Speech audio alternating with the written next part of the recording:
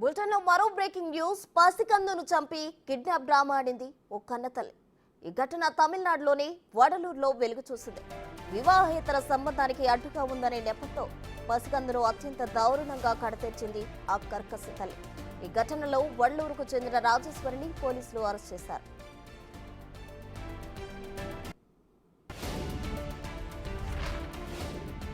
వడలూరు రాజేశ్వరికి 4 ఏళ్ల క్రితం మణిరాజాతో వివాహమైంది. వీరికి రాధిక, లావణ్య అనే 2 చిన్నారులున్నారు.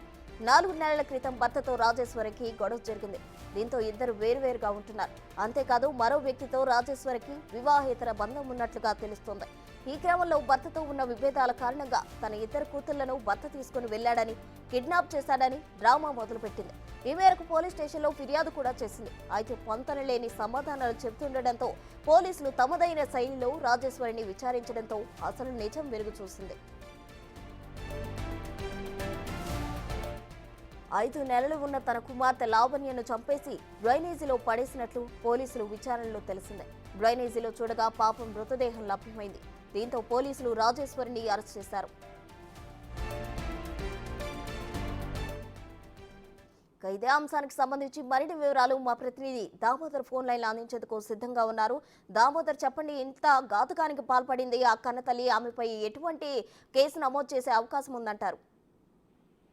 ప్రసన్న కల్లకుర్తి జిల్లా సిరినగలూరుకు చెందిన రాజేశ్వరి మణిరాజుతో వివాహమైంది. తర్వాత వారికి 2 పిల్లలు, రాధిక, లావణ్య అని. రాధికకు 3 సంవత్సరాలు, లావణ్యకు 5 నెలలు. అయితే 4 నెలల క్రిందట భర్తతో విడిపోయిన రాజేశ్వరి ఒంటరిగా తన కుటుంబ సభ్యుల దగ్గర ఉంటుంది. అయితే అక్కడ వీరిద్దరూ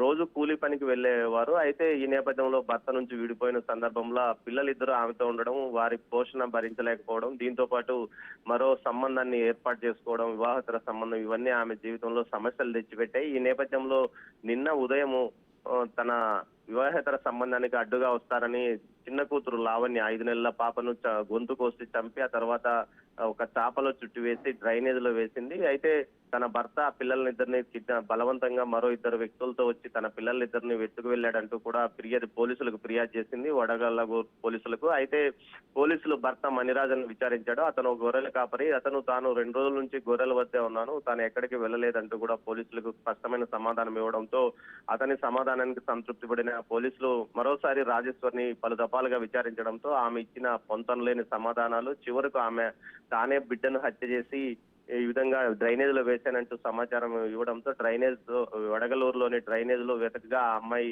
మృతదేహం, 5 నెలల పాప మృతదేహం బయటపడింది. మొత్తం మీద ఈ ఘటన వడగలూరులో పెద్ద సంచలనం కలిగించిందని చెప్పవచ్చు. ఓవైపు తెలిసి తెలియని వయసులో ఆ విధంగా వివాహేతర సంబంధంతో పాటు భర్తతో విడిపోవడము, కుటుంబ పోషణ భారం కావడం లాంటి ఘటనలతో ఆమె ఈ నిర్ణయానికి వచ్చినట్లు పోలీసులు అంటున్నారు. మొత్తం మీద ఆమెకు 307 కింద కేసు నమోదు చేశారు. మరోవైపు దీనికి సంబంధించి పోలీసులు సమగ్రంగా దర్యాప్తు చేస్తున్నారు. ఆమె ఒకటే ఈ హత్యకు పాల్పడింది, ఆమెకు సాయంగా ఎవరన్నా ఉన్నారా అన్న కోణంలో కూడా దర్యాప్తు చేస్తున్నామని పోలీసులు చెప్తున్నారు. మొత్తం మీద ఈ ఘటన అయితే సంచలనం కలిగించిందని చెప్పవచ్చు ప్రస్తుతం. Right, thank you Damodar.